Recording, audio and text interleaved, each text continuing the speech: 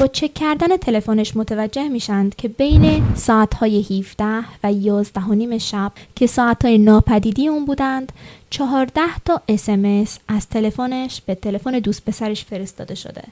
اما این SMS های معمولی نبودند. انگار که یه نفر فقط چند تا سمبل و نقطه و سلش و خط تیره و اینجور چیزا براش فرستاده بود. هر 14 تا مسیج اینجوری بود. خب این برای کارآگاهان خیلی عجیب بوده. چرا یه نفر باید این همه SMS با این همه نماد و نقطه بفرسته؟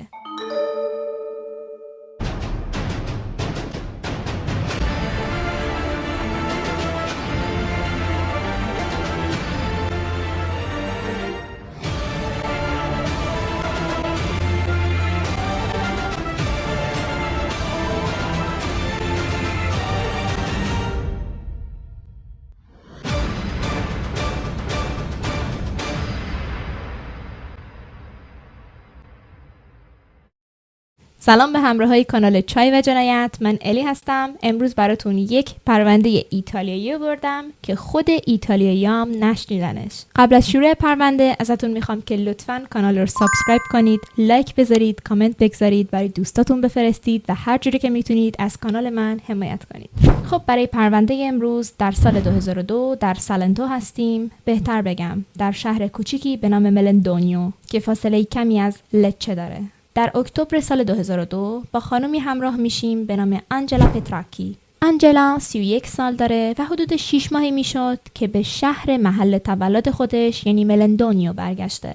اونجا یک خونه اجاره کرده و با 2 فرزند خودش اونجا زندگی میکنه. بچه های اون تو سال 2002 5 سال و 7 سال داشتند. در روز شنبه 26 اکتبر آنجلا و بچه هاش باید به خونه والدین آنجلا یعنی مادر بزرگ و پدر بزرگ بچه ها می رفتند تا با هم نهار بخورند و یه ویکند رو با هم بگذرونند. یک کمی بعد از صرف نهار حدود ساعت 2 ظهر آنجلا به خانوادش میگه که باید یک کاری انجام بده، یه توکه باید به خونه برگرده و اگر میتونن بچه ها رو یه چند ساعت نگه دارند و خودش هم میگه که باید زود برگرده چون بعد از ظهر پسر بزرگترش باید به کلیسا بره که کلاس تعلیم مسائل دینی داره که تعجب نکنید چون اکثر ایتالیایی‌ها توی کودکی به این کلاس‌ها رفتن و مذهبی هستن دیگه. والدینش قبول میکنند. آنجلا ماشینش رو برمیداره و راه میفته.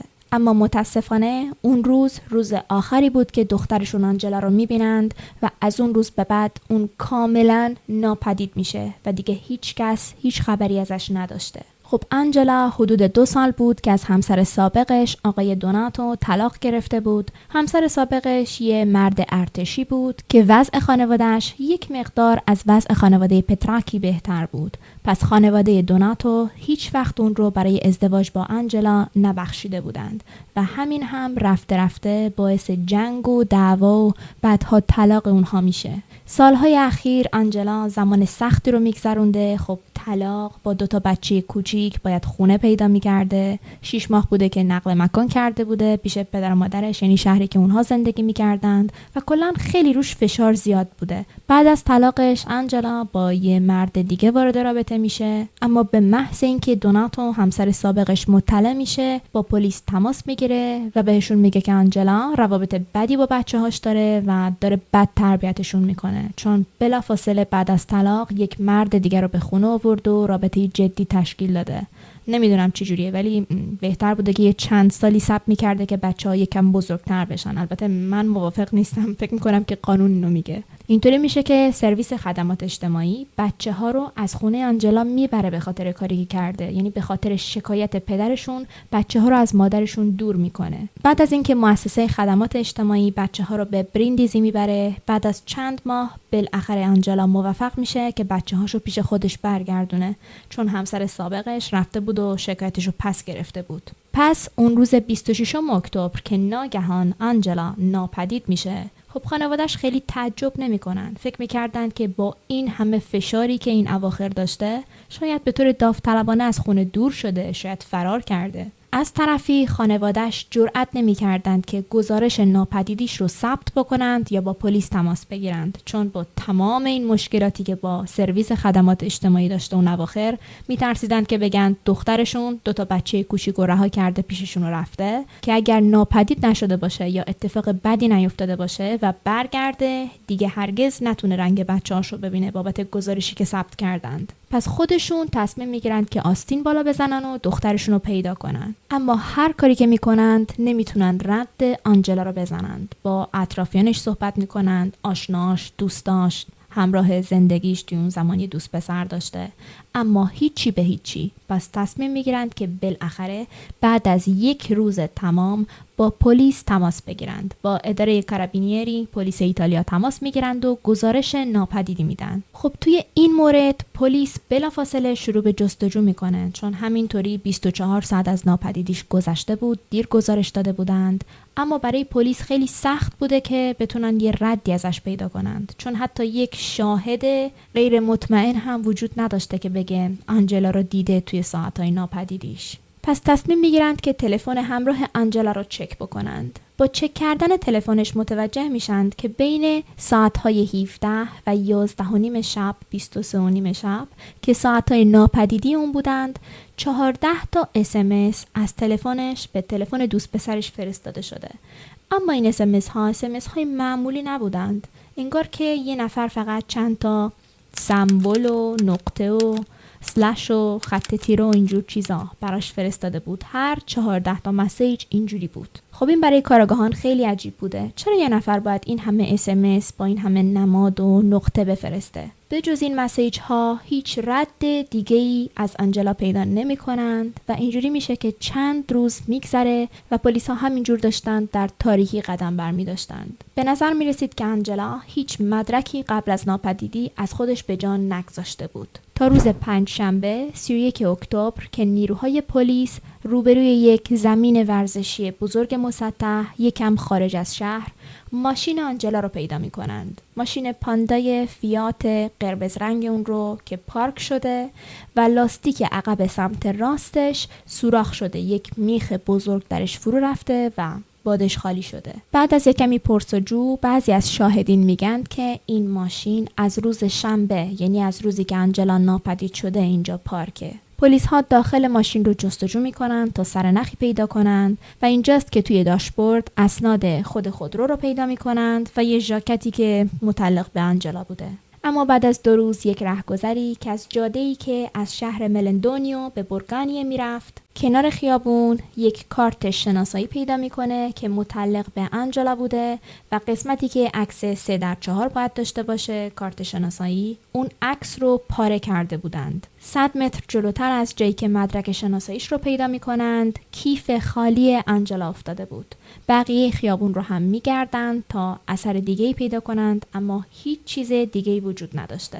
یعنی شما تصور کنید که کسی که آنجلا رو برده یا صدمه‌ای بهش زده، میشه گفت ضاربش، چقدر از آنجلا نفرت داشته که حتی عکس کارت شناسایی اون رو پاره کرده. بعد از پیدا کردن کارت شناسایی و کیف همچنان روزها میگذشته و هیچ سرنخ دیگه‌ای به دست کارآگاهان پرونده نمیرسه. پلیس ها سعی میکنند که یک بار دیگه با دوستان و خانواده و آشنایان آنجلا صحبت بکنند، اما شهادت های اونها هیچ کمکی بهشون نمیکنه.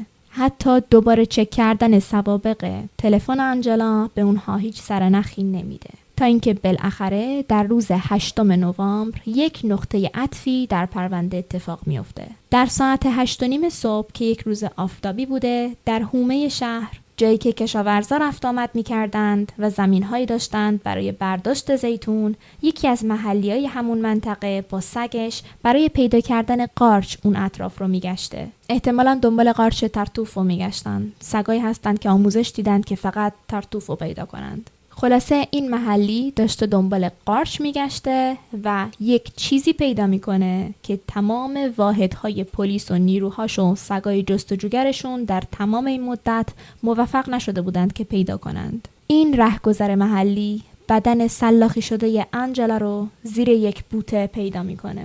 دقیقاً این جنگل کوچولو، این زمین‌های کشاورزی نزدیک خیابونی بودند که ملندونیو رو به برگانیه وصل می‌کرد. همون جایی که کیف و کارت شناسایی آنجلا رو پیدا کرده بودند. اینقدر وضع جسد آنجلا بد بوده که در شرایط پیشرفته تجزیه قرار داشته که اون محلی میترسه و قش میکنه، بیهوش میشه برای چند ساعت. محلیای دیگه که اونجا بودند برای کشت زیتون میان و جسد رو پیدا میکنند و با پلیس تماس میگیرند. در نگاه اول کارآگاهان پلیس متوجه میشند که آنجلا در همون روز ناپدیدیش در 26 اکتبر در روز شنبه به قتل رسیده.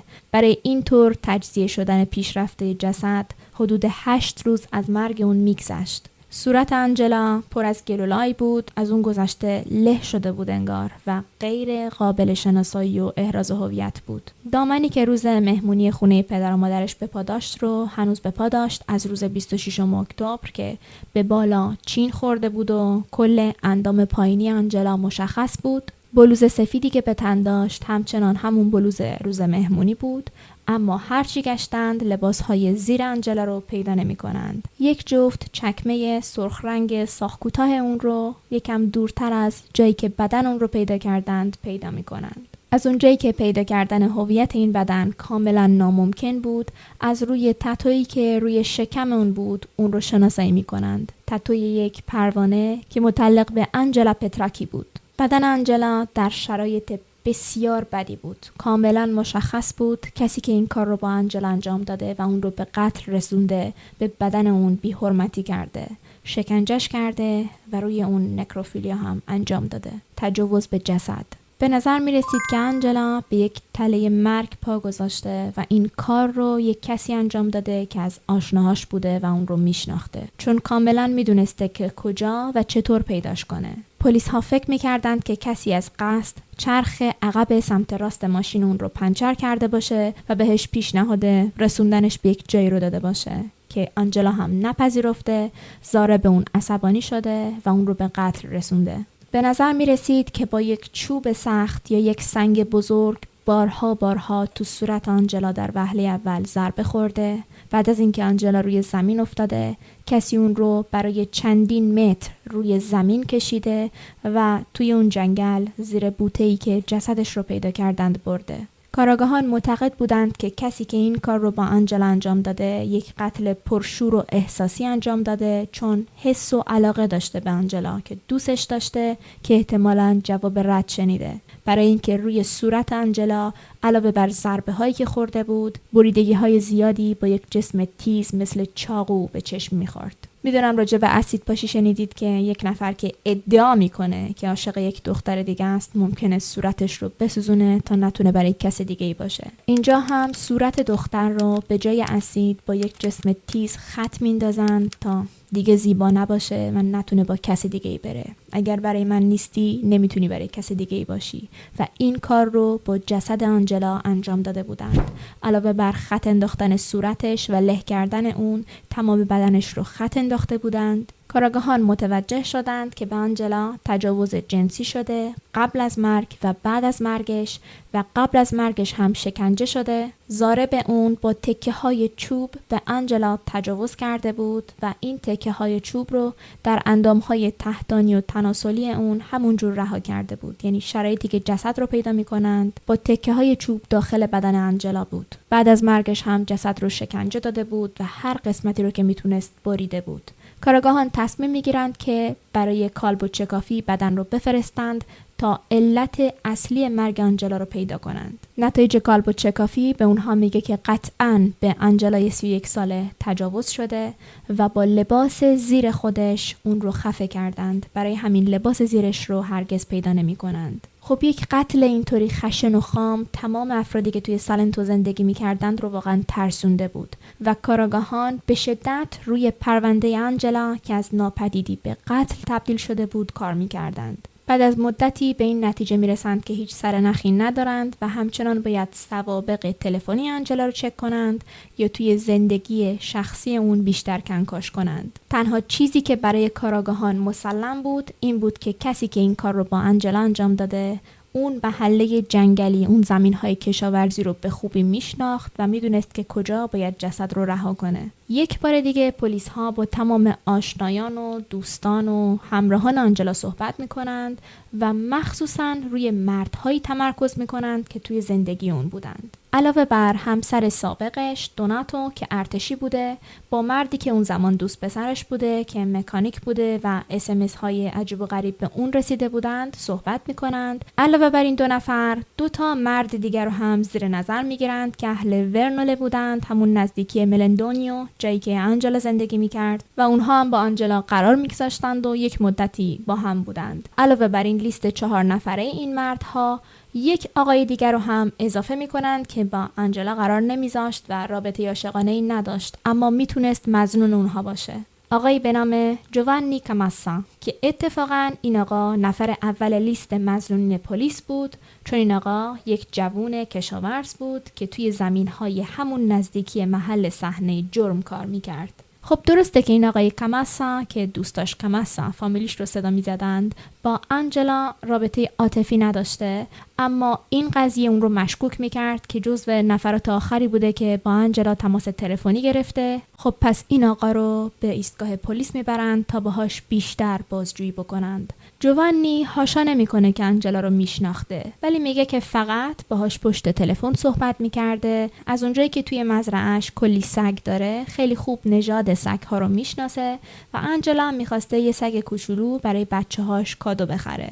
پس با این آقا تماس گرفته تا یکم راهنماییش بکنه. خب کاراگاهان فقط حرفایی که این آقا زده بود رو در دسترس داشتن و نمیتونستن کار بیشتری انجام بدن. پس تصمیم میگیرند که زندگی این آقای کاماسا رو زیر نظر بگیرند. 6 ماه از زیر نظر گرفتن آقای کاماسا میگذره. در مدتی که کاراگاهان اون رو زیر نظر گرفته بودند متوجه میشن که اتفاقاً این آقای کاماسا خیلی هم خوب آنجلا رو میشناخته، چون دقیقاً روبروی منزل پتراکی ها زندگی میکرده، یعنی کل دوران کودکیش رو همسایه اونها بوده. پس مسلماً آنجلا رو هم میشناخته. بعد از تحقیقات بیشتر متوجه میشن که واقعاً این 2 نفر قرار ملاقات داشتند با کسی که باید سگ رو بهشون تحویل میداده. صحبت میکنند پلیس ها و متوجه میشن که واقعاً همون روز ناپدیدی در 26 اکتبر آنجلا باید کاماسا رو میدیده. با هم به یک شهری در همون نزدیکی میرفتند تا توله سگ رو تحویل بگیرند و جوانی هم یک سری کنترل روی خریدشون انجام بده. خب از اونجایی که آقای کاماسا دروغ گفته بود و گفته بود که فقط روی تلفن با آنجلا صحبت کرده و اصلا حضوری ندیدتش، با اینکه با هم همسایه بودند و کل کودکیشون رو در یک منطقه زندگی کرده بودند، بالاخره در ماه می سال 2003 آقای جوانی کاماسا رو به جرم قتل آنجلا و تجاوز شدید جنسی و شکنجه و بی‌حرمتی به بدن دستگیر می‌کنند. بعد از دستگیر کردنش وسایل شخصیش رو ازش میگیرند، تلفن همراه اون رو چک میکنند. متوجه میشند که آخرین بار تلفن همراه اون در همون زمین کشاورزی که بدن آنجلا رو پیدا کرده بودند در روز ناپدیدی و قتل در 26 اکتبر در ساعات قتل ساعت 2:53 ظهر روشن بوده و تلفنش توی همون منطقه فعال بوده. از طرف دیگه متوجه میشند که آخرین تماسی که آنجلا در اون روز دریافت کرده در ساعت 1:55 ظهر از همین آقا بوده. کاراگاهان فکر می‌کردند آنجلا اون روز که به پدر و مادرش گفته باید یک کار کوچیکی انجام بده، با آقای کاماسا قرار داشته روبروی همون زمین بزرگ ورزشی قرار گذاشته بودند که همدیگر رو ملاقات کنند و برای خریدن سگ به یک سمتی برند. ولی این آقا یک تله گذاشته بوده تا ماشین آنجلا رو پنچر کنه، بعد از اون رو داخل ماشین خودش دعوت کنه و حتی بهش ابراز علاقه و عشق بکنه. اما مثل اینکه همه چیز طبق نقشه جوانی پیش نرفته، آنجلا قبول نکرده.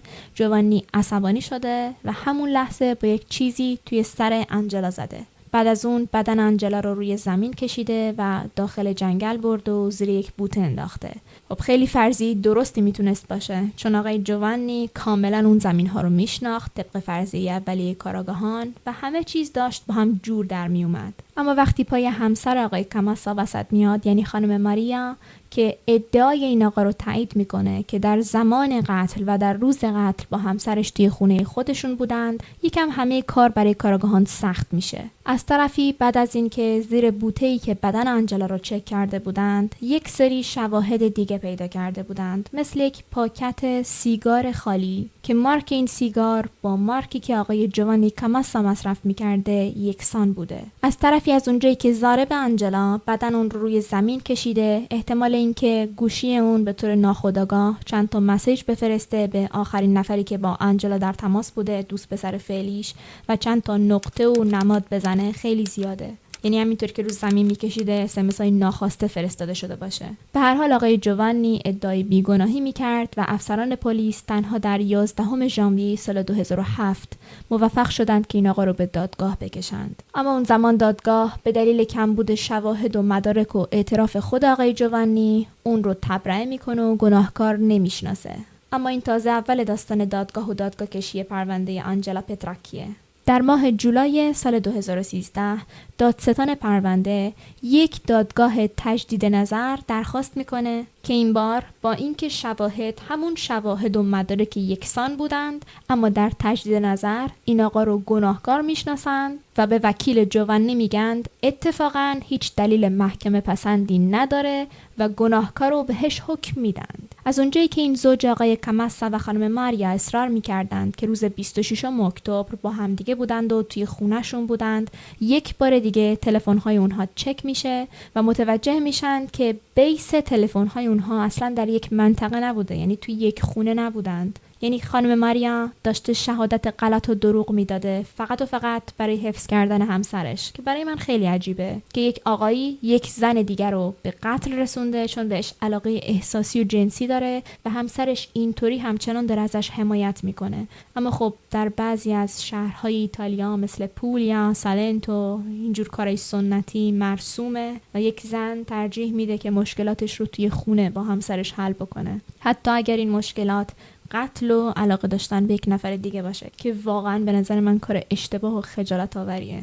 اما از اونجایی که آقای جوانی همچنان ادعای بیگناهی میکرده، در طول تمام این سالها وکلای اون بارها درخواست تجدید نظر میدند و اینقدر اعتراض میزنند که بالاخره در فوریه 2014 در 6 فوریه 2014 یک دادگاه دیگه تشکیل میشه. این بار قاضی حکم اون رو به قتل درجه 2 تغییر میده با 45 سال حبس. اما همچنان آقای جوانی کاماسا در زندان ادعای بیگناهی میکنه و همه افراد خانواده اون و بعضی از همشهریای اون در طول سالیان به دفاع کردن از اون پرداختند و همچنان حمایتش میکنند و در تمام منطقه بنرهایی زدند که برای جوانی عدالت میخواستند و اسمش رو زندانی بیگناه گذاشته بودند.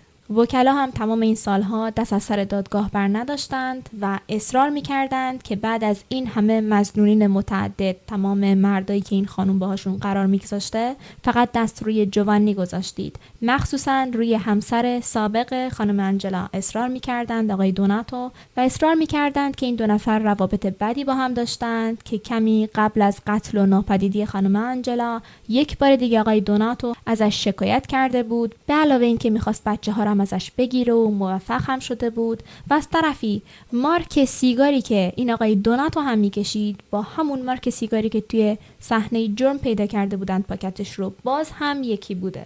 وکلای جوانی همینطور اصرار میکردند که در همون روز 26 اکتبر در ساعت 19 عصر، بعد از اینکه قرار بود پسرش رو آنجلا به کلاس تعلیمات دینی ببره، با 2 از دوستای دخترش بیرون برو با هم یک نوشیدنی بخورن. و وکلا رفته بودند یک شاهد غیر قابل اعتماد پیدا کرده بودند که معتقد بود که همون عصر آنجلا رو دیده که سوار یک ماشین بنز آبی رنگ تیره شده. از طرفی بعد از اینکه یکم تکنولوژی پیشرفت میکنه و زمان جلوتر میاد، وکلای کاماسا روی شواهد جدیدی که از پرونده پیدا کرده بودند مانور میدادند. پزشکی قانونی با تکنولوژی جدید متوجه شده بود که روی لباسهایی که بر تن خانم آنجلا بوده 2 سری DNA متفاوت وجود داره، اما این DNA ها در طی سالیان انقدر تغییر کرده بودند که حتی تشخیص این که این دی ان ای متعلق به خون یا بزاق یا مایع منی غیر ممکن شده بود. تنها چیزی که مسلم بود این بود که این دی ان ای هایی که جدیداً کشف کرده بودند هیچ کدوم با دی ان ای آقای جوانی کاماسا تطابقی نداشتند و میدونم که خیلی عجیبه، ولی وکلای اون به همین دلیل یک بار دیگه درخواست دادگاه تجدید نظر در سال 2020 میدند و از دادگاه درخواست میکنند که این دی ان ای های جدید به دست اومده رو آزمایش کنند تا واقعا قاتل آنجلا رو پیدا کنند. دادگاه این درخواست رو میپذیره، اما از اونجایی که فکر میکرده که پیشنهادات دفاع هیچ چیز جدیدی رو به پرونده اضافه نکرده، حکم به توی زندان موندن جوانی میده تا زمانی که قضیه دی ان ای ها مشخص بشه. جلسه رسیدگی دوباره به این دی ان ای ها هنوز که هنوزه تشکیل نشده بعد از 4 سال. با وجود اصرار آقای جوانی، خانواده‌اش، همشهریاش، دوستاش، همسایه‌اش به بیگناهی اون، آقای جوانی کاماسا به جرم قتل آنجلا پتراکی همچنان در زندانه و این تنها قطعیتیه که در این پرونده وجود داره. اگر آپدیت جدیدی از این پرونده و دی ان ای هایی به دست اومده بیرون دادند حتما براتون میذارم، یا ویدیوشو یا توی کامیونیتی میذارم. امیدوارم که از پرونده خوشتون اومده باشه. حواستون باشه که کانال رو لایک کنید، سابسکرایب کنید، کامنت بگذارید، برای دوستاتون بفرستید، چایاتونم با من بخورید. همین دیگه. خیلی دوستتون دارم. توی قلب الی هستید. یه بوس. بای.